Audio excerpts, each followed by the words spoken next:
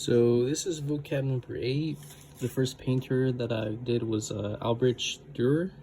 He's a German painter, and the cool thing about him was that he would do portraits and paintings using a gridding system. So he would basically take the subject and about to paint, but have like a grid in front of him to determine to make it easier to judge the distance and angles of the subject. So this is a self-portrait of himself to make it more easier. So here's a self-portrait of himself. This is Pablo Picasso. He's a Spanish painter, and he's the co-founder of the Cubist movement. So it's different ways of seeing or perceiving the world around us. So he would take his paintings and kind of he would distort the figures and put different shapes. But yeah, this is one of his paintings.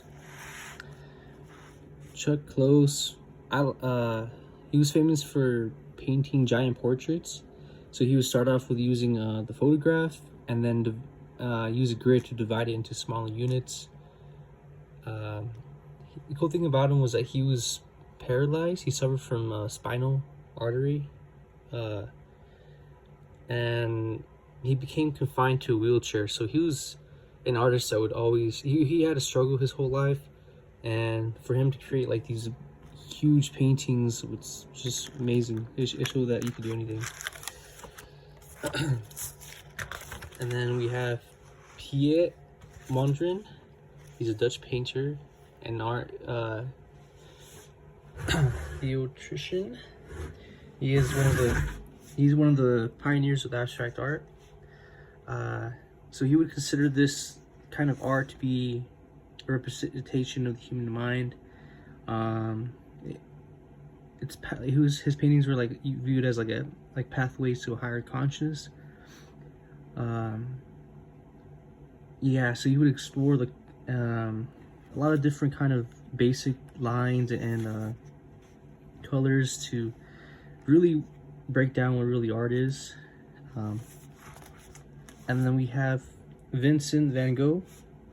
He's a Dutch post-impressionist painter.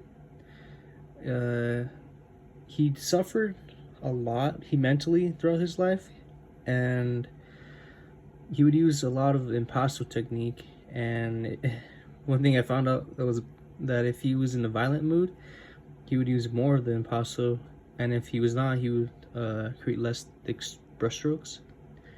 So this is one of his paintings.